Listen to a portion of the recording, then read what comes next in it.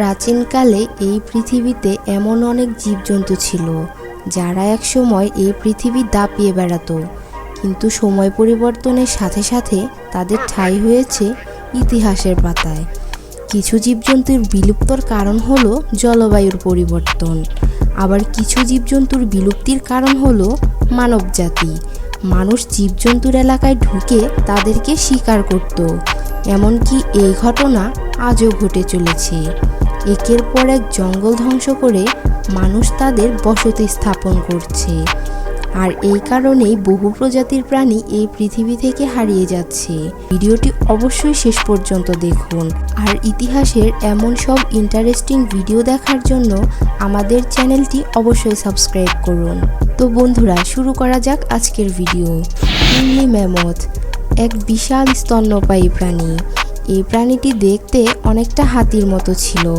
বলা হয় এদের পূর্বপুরুষ প্রায় 4 কোটি বছর আগে আফ্রিকার বাইরে চলে গেছে এবং এরপর তারা উত্তর ইউরেশিয়া এবং উত্তর আমেরিকায় ছড়িয়ে যায়।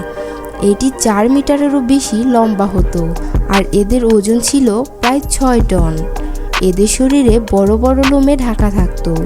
হাতির মতোই সুরের দুপাশে লম্বা দুটো দাঁত থাকতো। এক একটা দাঁত 5 মিটারেরও বেশি লম্বা হতো। বৈজ্ঞানিকরা বলে থাকেন উল্লি ম্যামথ মানবজাতির কাছে শিকার হয়েছিল, বা জলবায়ু পরিবর্তনের ফলে 10,000 বছর আগে পৃথিবী থেকে বিলুপ্ত হয়ে গেছে। উল্লি ম্যামথের শেষ বংশধরেরা 1700 শতাব্দীর আশেপাশে আর্কটিক মহাসাগরের একটি দ্বীপ থেকে সবসময়ের জন্যই এই পৃথিবী থেকে বিলুপ্ত হয়ে গেছে। স্টিলার্স সি কাউ। এই প্রাণীটির নাম প্রকৃতিবিদ জন স্টিলার্সের নামে রাখা হয়েছে, যিনি প্রথমবার 1741 সালে এই প্রাণীর খোঁজ পেয়েছিলেন। স্টিলার্স সি কাউ শাকাহারী স্তন্যপায়ী প্রাণী। এরা জলে বাস করত। 8 থেকে 9 মিটার পর্যন্ত লম্বা হতো, আর 8 থেকে 10 টনের মধ্যে এদের ওজন ছিল। এদের প্রধান বাসস্থান ছিল দক্ষিণ পশ্চিম আলাস্কা ইনস্টাগ্রামে। সমুদ্রের নিচে থাকা এক ধরনের ঘাস খেয়ে বেঁচে থাকতো এরা। বৈজ্ঞানিকরা বলে থাকেন এটাই তাদের বিলুপ্ত হয়ে যাওয়ার কারণ। তারা খুব সহজেই মানুষের চোখে পড়ে যেত, আর মানুষ তাদেরকে শিকার করত। ইউরোপিয়ান বৈজ্ঞানিকদের খোঁজ অনুসারে এই প্রাণী মাত্র 27 বছর পর্যন্ত এই পৃথিবীতে বেঁচে ছিল। সাবের টুথ ক্যাট। এই প্রাণীটিকে সাবের টুথ টাইগারও বলা হতো। ডোডো। এরা এক ধরনের পাখি ছিল। মরিশিয়াসে পাওয়া যেত। 1 মিটার পর্যন্ত লম্বা হতো, আর এদের ওজন 10 থেকে 18 কেজি হতো। এই পাখির উপস্থিতি নিয়ে ইতিহাসে অনেক মতভেদ রয়েছে। এদের ছবি বিভিন্ন বইয়ে দেখা যায়। 1700 শতাব্দীর বইয়ে লেখা এই প্রজাতির পাখিরা মাটিতে থাকা পোকামাকড় আর ফলমূলের জন্যই মাটিতে বসবাস করত।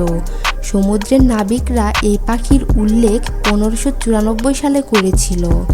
এই পাখি পালতু জানোয়ার আর শিকারীদের জন্য পুরোপুরি বিলুপ্ত হয়ে গেছে।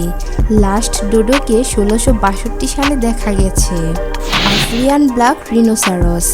ওয়েস্ট আফ্রিকান ব্ল্যাক আইন প্রধানত আফ্রিকার দক্ষিণ এলাকায় দেখা যায়।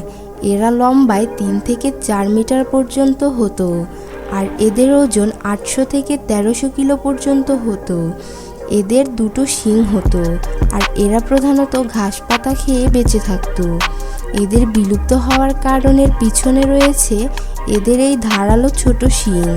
এদের ধারালো ছোট শিং নাকি বেশ কিছু ঔষধি গুণ ছিল, তবে বৈজ্ঞানিকরা এই দাবি মানতে নারাজ।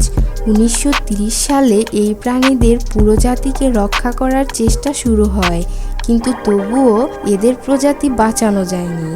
এই প্রাণীকে শেষবার 2006 সালে ক্যামেরুনেও দেখা গিয়েছিল, এবং 2011 সালে এই প্রাণীটি বিলুপ্ত ঘোষণা করা হয়। তো বন্ধুরা, এই ছিল বিলুপ্ত হয়ে যাওয়া প্রাণীর ঘটনা। আমাদের ভিডিওটি যদি ভালো লেগে থাকে তাহলে অবশ্যই একটি লাইক দিন, আর বন্ধুদের সাথে শেয়ার করে দিন। দেখা হবে পরের ভিডিওতে। ততক্ষণ পর্যন্ত ভালো থাকবেন।